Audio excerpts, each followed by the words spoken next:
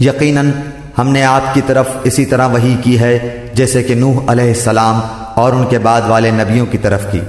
اور ہم نے وحی کی ابراہیم اور اسماعیل اور اسحاق اور یعقوب اور ان کی اولاد پر، اور عیسیٰ اور ایوب اور یونس اور ہارون اور سلیمان کی طرف، اور ہم نے داؤد علیہ السلام کو زبور عطا فرمائی۔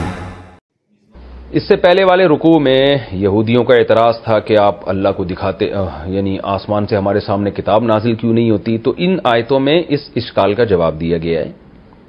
کہ محمد صلی اللہ علیہ وسلم پر وحی کا وہی طریقہ ہے جو ہمیشہ سے پیغمبروں پر رہا ہے، اور ان پیغمبروں کو تم بھی ایمان ان پیغمبروں پر رکھتے ہو۔ نوح علیہ السلام، یعقوب علیہ السلام، یوسف علیہ السلام اور ہارون اور سلیمان علیہ السلام، ان سب پر تو تمہارا بھی ایمان ہے۔ تو جیسے سب پر وحی آئی ہے تو ایسے ہی نبی پر وحی آ گئی، کسی پر بھی ایسا نہیں ہوا کہ آسمان سے پوری کتاب آئی ہو اور وہ براہ راست پکڑا دی گئی ہو۔ اس لیے اللہ نے فرمایا انا اوحینا الیک، اے نبی آپ غم نہ کریں، ان کے اعتراض پر پریشان نہ ہو، ہم نے آپ پر ویسے ہی وحی کی ہے، کما اوحینا الی نوح، جیسے ہم نوح پر وحی کرتے تھے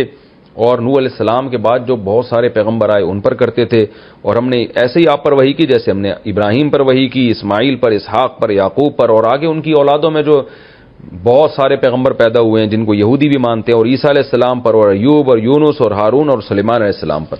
اور داؤد علیہ السلام کو ہم نے زبور عطا فرمائی۔ لیکن وہ زبور بھی ایسے نہیں مل گئی ان کو، وہ بھی آسمان سے آیتوں کی شکل میں ایسے ہی نازل ہوئی ہے جیسے آپ پر قرآن نازل ہوا۔